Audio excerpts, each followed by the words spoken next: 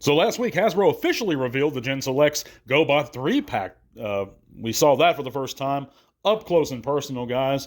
But could we get more GoBots in the main line? We have a lot of news to cover, and we're going to talk about that coming up right now on Transformers Talk Raw.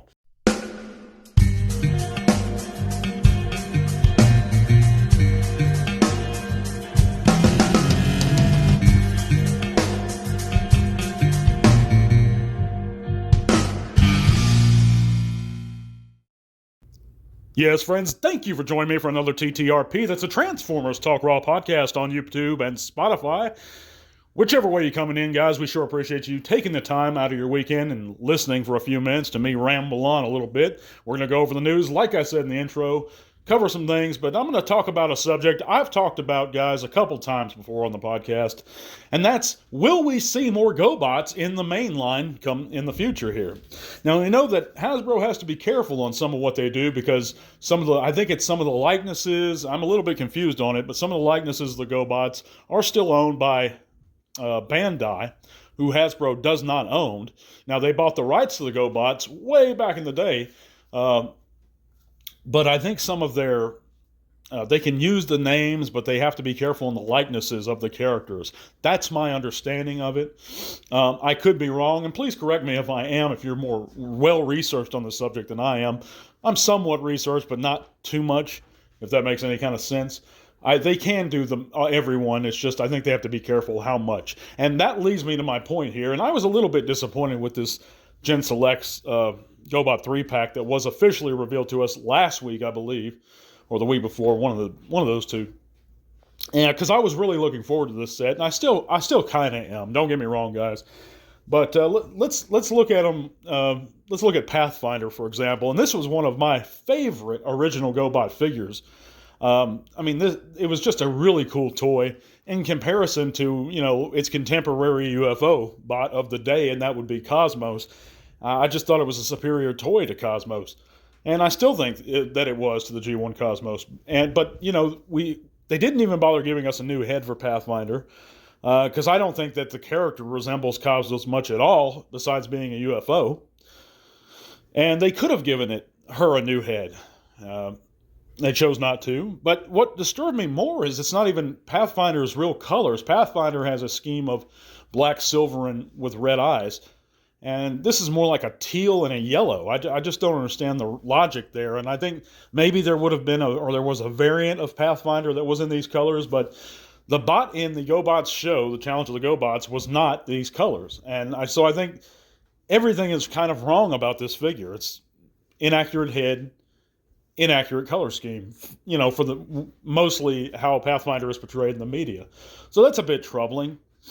But to answer the larger question, we've gotten Crasher over the past, I think it was last year, might have been the year before. I think it was last year, actually. We got Crasher. We got a few GoBots and like Bug Bite, so I think in the Gen Selects line, I think that Hasbro has a whole lot of opportunity to expand upon the GoBots lore. And I think one retool they could very easily do is a cycle out of one of those 86 Junkion molds. I've been pushing for it for a good while now, ever since Wreck-Gar was first released in the 86 line. They could easily retool Scrap Heap or Junk Heap into a cycle. The engineering's there, put a head on it, give it a nice paint job, and I think you basically have cycle. Leader 1 would be a little bit harder to do, but I think they could do it. And using a mold that hasn't been used too many times is that Top Gun Maverick crossover mold. And I think that's a good choice, solid choice for Leader 1. Or, they could just retool the Seeker mold. And I think that would work. Well, let me know in the comments what you guys think. We have a whole lot of news to go over, guys, this week. But if you haven't heard, before I get into that, guys, you can click all those great links in the description below. It's going to take you to all kinds of cool stuff, including our Facebook group. We'd love to see you guys there. Share your own channels or pages. Come chat bots with us. You can also help support the podcast via Patreon, and that $1 or $3 a month, whatever is more convenient for you, goes a long way to helping support the show further, guys. It's going to give you entries into every giveaway we do, and we do one a month. And we just got done giving away a Legacy United Magnus, and I sure appreciate your support. But even if you're just listening in, you like this, you subscribed, I sure appreciate your support. Anything you could do, deeply appreciated. But let's go right into the news, guys. We all enjoy that special something that may help us remember the good old days. It may be something Grandma had in the living room. It may be that special Christmas gift you begged for and eventually got. Or it may be something simpler. Whatever the case, you can not only help support the podcast further by checking out our eBay store, but you may just relive some of those old memories just by picking up that special item. The really cool part? We have a perfect selling record and offer free shipping on most items. So support the show a little more, if you like. Now, on to the news. And like I said, we have a lot to cover this week in the news. We know that, first off, we know that Stan Bush is to attend TFCon Toronto.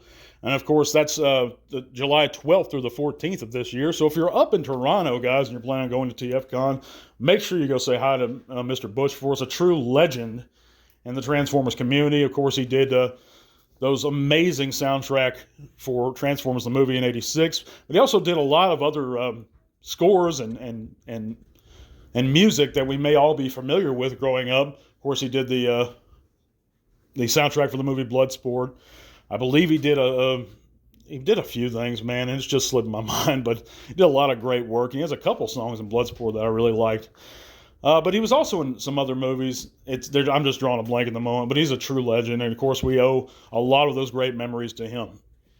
But moving on, we know that Derek Connolly has now begun writing a script for the Transformers G.I. Joe crossover film.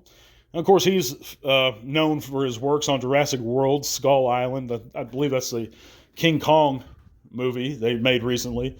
But that's kind of cool. I think he's a decent writer, and we're going to see what kind of job he's going to do with that crossover project.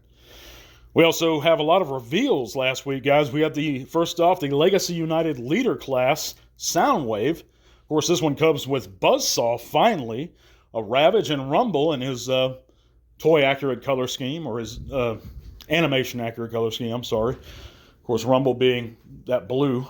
And I think he looks fantastic, guys.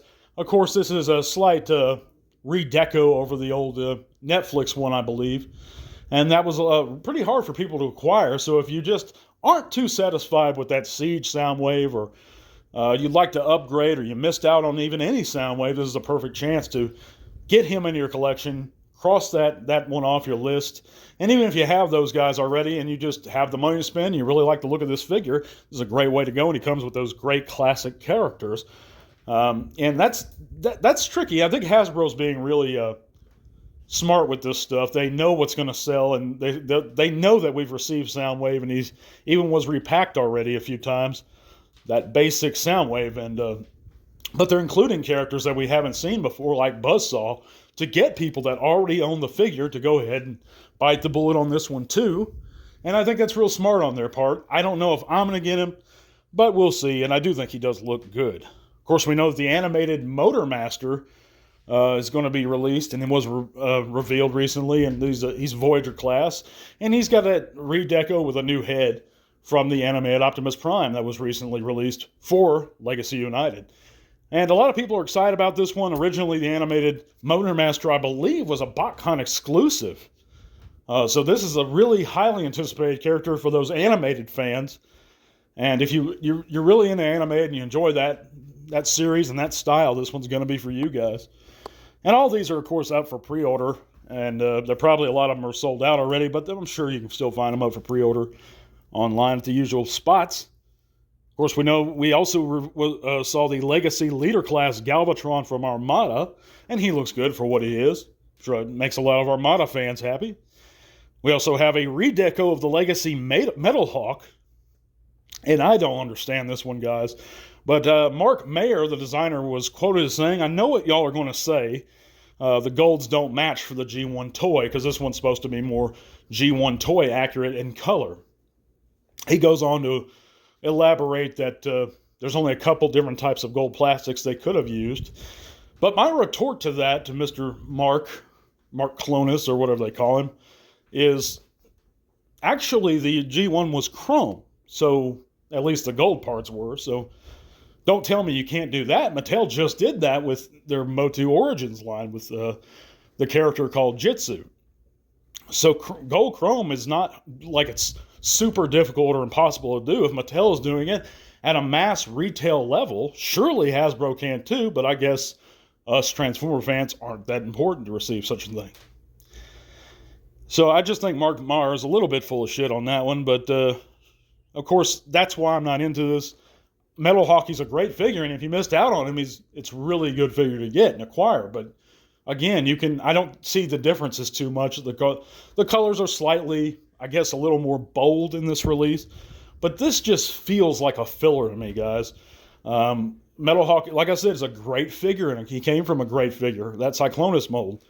But it's just so soon since that one was released that they're giving us this version, and it's not that different of a version. If he had gold chrome, I could see it. If they added him like a Pretender shell, I could see it, or something different. There's nothing different, guys, except minor deco changes. And I don't get it. But we also know that the Legacy United G1 Deluxe Optimus has been revealed. This one being a little shorter than an actual G1 Optimus Prime. And this has me really confused too, because, and I'm not trying to just bitch about everything that was revealed. I like a lot of these reveals, but this one, I just don't understand where it fits into someone's collection, guys. You know, if you want a G1 looking Optimus Prime, just get a G1 Optimus Prime, because they're going for that toy look here. And a G1 Optimus Prime, you know, you can get relatively cheap, or even a knockoff if you're that, you know, hard up for a G1 Optimus Prime. But you can get an incomplete one for pretty cheap, you know, online, piece it together. It's not like there's a shortage of them. But this one, you know, if you want a chug-looking Optimus Prime, you know, get the Earthrise or the Siege, or hold out for the 86 one. You know, I just do not understand where this is going to fit into someone's collection. It's not going to fit into my collection, but if you like the look of it and you think it will, I don't blame anyone for going for it. And also another question is, why is it deluxe? Why is it smaller than a G1 Prime in robot mode? Just nothing about this reveal makes sense to me, but maybe you guys can let me know in the comments what you think, and I can make some sense of it. Of course, the Generation Selects GoBot 3-pack was revealed. I already kind of talked about that. But yeah, so that's pretty much it for this week, guys. I know I've touched on the GoBot subject before, and there's not a whole lot I could say. I do think they could definitely make more GoBots in the main line. I would love to see, actually, the old GoBot Command Center get released, you know, in some way. Maybe they could redeco Skylinks into it or something. That would be really awesome to me. I would love to see Puzzler, you know, the GoBot Combiner somehow get revealed. There was a fellow on a social media platform that actually took the Legacy Stunticons and repainted them as Puzzler, and I think that might be the way to go, or something like that. But let me know in the comments what you think. Thank you guys so much for listening this week. We're having a new giveaway for patrons very shortly, guys. Thank you so much again for listening. We're going to be back next week with an all-new segment. God bless, until all are one. This podcast is made possible thanks to the support of listeners like you. Thank you.